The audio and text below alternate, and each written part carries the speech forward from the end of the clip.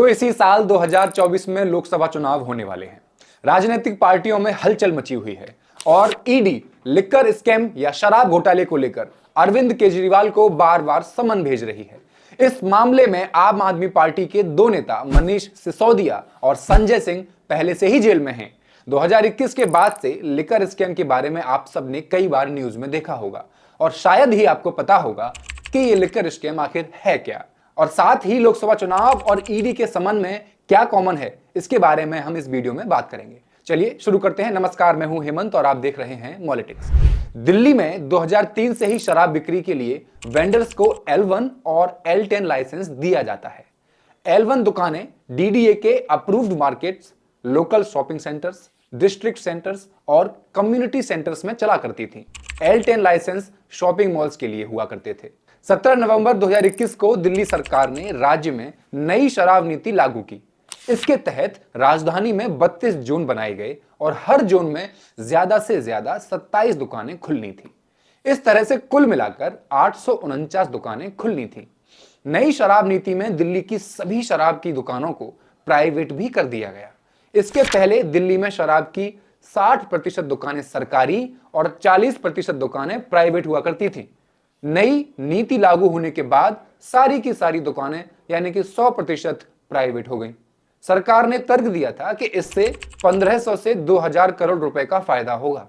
इस नई नीति के अनुसार पहले जिस लाइसेंस के लिए ठेकेदार को 25 लाख रुपए का भुगतान करना पड़ता था, नई शराब नीति लागू होने के बाद उसी लाइसेंस के लिए अब 5 करोड़ रुपए देना तय किया गया। ऐसा करने के पीछे सरकार ने तर्क दिया कि लाइसेंस फीस बढ़ाने से सरकार को एक मुश्त राजस्व की कमाई हुआ करेगी। इससे सरकार ने जो उत्पाद शुल्क और वैट घटाया है उसकी भरपाई हो पाएगी। पहले क्या होता था, इसे हम एक उदाहरण से समझने की कोशिश करेंगे। मान लीजिए किसी दुकानदार ने 100 बोतल शराब की बेची, तो वो सरकार को कहता था कि उसने 40 बोतल बेची हैं। इसमें वो आसानी से टैक्स में चोरी कर लेता था। हमें यहां यह बात ध्यान रखने की जरूरत है कि शराब को GST से बाहर रखा गया है और इससे मिलने वाला टैक्स सीधे राज्य सरकार के पास जाता है, तो इसमें टैक्स चोरी से राज्य सरकार को काफी नुकसान उठाना पड़ता है। लेकिन केंद्र सरकार इस पूरे मामले में कुछ और ही व्यू रखती है। उसका कहना है कि नई शराब नीति से जनता और सरकार दोनों को नुकसान ही हो रहा है। अगर किसी को फायदा हो भी रहा है तो वो है सिर्फ बड़े बड़े शराब कारोबारी। केंद्र सरकार के आम आदमी पार्टी पर कुछ आरोप हैं। उन आरोपों की माने तो एक घोटाले की बात सामने आती है। इन आरोपों को समझने के लिए हमें जरूरत होगी कुछ एक आंकड़ों की। जैसा मैंने बताया कि शराब बिक्री के लिए ठेकेदारों को लाइसेंस लेना पड़ता है। इसके लिए सरकार ने लाइसेंस शुल्क तय किया है। सरकार ने कई तरह की कैटेगरी बनाई है जिसके तहत देसी शराब, बियर, विदेशी शराब आदि को बेचने के लिए लाइसेंस दिया जाता है।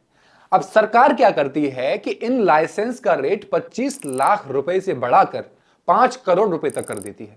ऐसा कहा जा रहा है कि दिल्ली सरकार ने जानबूझकर बड़े शराब कारोबारियों को फायदा पहुंचाने के लिए लाइसेंस शुल्क बढ़ाया। इससे छोटे ठेकेदारों की दुकानें बंद हो गईं और बाजार में केवल बड़े शराब माफियाओं को लाइसेंस मिलने लगा। विपक्ष का आरोप यह भी है कि इसके एवज में आम आदमी पार्टी के नेताओं और अफसरों को शराब माफिया एक मोटी रकम घूस के तौर पर पहुंचाया करते थे। दूसरा आरोप है शराब की बिक्री को लेकर। उदाहरण के लिए मान लीजिए पहले अगर 750 ml की एक शराब की बोतल 530 रुपए में मिलती थी, तब इस एक बोतल पर रिटेल कारोबारी को 33.35 रुपए का मुनाफा होता था, जबकि 223.89 रुपए उत्पाद टैक्स और 106 रुपए वैट के रूप में सरकार को मिलता था। मतलब एक बोतल पर सरकार को 329.89 रुपए का फायदा मिलता था। नई शराब नीति से सरकार के इसी मुनाफे में एक खेल होने का दावा किया जा रहा है। इसके अलावा एक और दावा किया जा रहा है, वो ये कि नई शराब नीति में वही 750 ml वाली शराब की बोतल की कीमत 530 रुपए से बढ़कर 560 रुपए हो गई। इसके अलावा रिटेल कारोबारी का मुनाफा भी 33.35 रुपए से बढ़कर सीधे 363.27 रुपए हो गया। मतलब रिटेल कारोबारियों का फायदा 10 गुना से भी ज्यादा बढ़ गया। वहीं सरकार को मिलने वाला 329.89 रुपए का फायदा घट करके 3 रुपए 78 पैसे रह गया। इसमें 1.88 रुपए उत्पाद शुल्क और 1.9 रुपए वैट शामिल है। इन्हीं आरोपों के चलते केंद्र सरकार ने इसकी जांच करवाई। मुख्य सचिव ने जांच करके एक रिपोर्ट तैयार की जो दिल्ली के उपराज्यपाल को 2 महीने पहले भेजी गई थी। इस रिपोर्ट में कुछ बिंदुओं पर सवाल उठाए गए हैं। पहला, कहा जा रहा है कि मनीष सिसोदिया के निर्देश पर आबकारी विभाग ने एयरपोर्ट जोन के L1 बिडर को 30 करोड़ रुपए वापस कर दिए क्योंकि बिडर एयरपोर्ट अथॉरिटी से जरूरी एनओसी नहीं ले पाया था। ऐसे में उसके द्वारा जमा कराया गया सिक्योरिटी डिपॉजिट सरकारी खाते में जमा हो जाना चाहिए था, न कि उसको वापस किया जाना था। दूसरा, केंद्र सरकार से मंजूरी लिए बिना आबकारी विभाग ने 8 नवंबर 2021 को एक आदेश जारी करके विदेशी शराब के रेट कैलकुलेशन का फॉर्मूला बदल दिया। बियर की प्रत्येक बोतल पर लगने वाली 50 रुपए की इंपोर्ट फीस को हटा दिया। और तीसरा आरोप, सरकार ने दिल्ली के शराब कारोबारियों के कोरोना काल में हुए नुकसान की भरपाई के नाम पर उनकी 144.36 करोड़ रुपए की लाइसेंस फीस माफ कर दी। इस शराब नीति के चलते दिल्ली के उपराज्यपाल ने सीबीआई जांच की सिफारिश की। सीबीआई ने अगस्त 2022 में इस मामले में 15 आरोपियों के खिलाफ नियमों के कथित उल्लंघन और नई शराब नीति में प्रक्रियागत गड़बड़ी के आरोप में एफआईआर दर्ज की। बाद में सीबीआई द्वारा दर्ज मामले के संबंध में ईडी ने पीएमएलए के तहत मनी लॉन्ड्रिंग के एक मामले की जांच शुरू कर दी। ईडी और सीबीआई दिल्ली सरकार की नई शराब नीति में कथित घोटाले की अलग अलग जांच कर रही हैं। ईडी नीति को बनाने और लागू करने में धन शोधन के आरोपों की जांच कर रही है। इन जांचों के बाद दिल्ली सरकार की आबकारी नीति 2021-2022 सवालों के घेरे में आ गई है। इसके बाद नई शराब नीति को आरोपों के चलते बीच में ही रद्द कर दिया गया और मनीष सिसोदिया को गिरफ्तार कर लिया गया।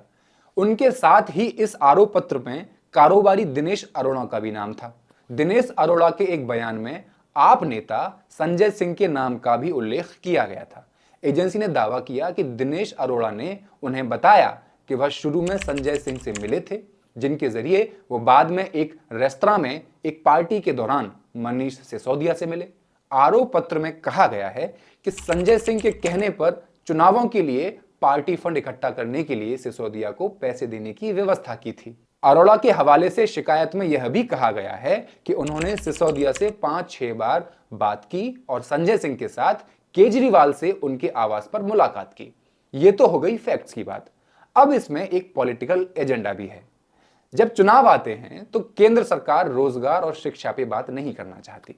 उसी के इतर जब आम आदमी पार्टी की बात आती है तो वो चुनाव में शिक्षा को मुद्दा बनाती है। मनीष सिसोदिया के नेतृत्व में बनाए गए स्कूलों को दिखाती है, जिसकी चर्चाएं पूरे विश्व में होती हैं। ऐसे में अगर मनीष सिसोदिया पर ही शराब घोटाले के ये आरोप सिद्ध हो जाते हैं तो उनकी ईमानदार वाली छवि खराब हो जाएगी। ये मैं अपने पास से कुछ नहीं बता रहा हूं। पिछले कई सालों में सेंट्रल एजेंसीज पर यह आरोप लगते रहे हैं कि वो न्यूट्रल होकर काम नहीं कर रही हैं। इसके लिए मैं आपको एक डेटा दिखाता हूं। ईडी ने 2004 से लेकर 2014 तक कुल 112 रेड की थी, मगर वहीं 2014 के बाद से अब तक 3000 से ज्यादा रेड कर चुकी है, जिनमें 1 लाख करोड़ रुपए का क्राइम रिलेटेड है।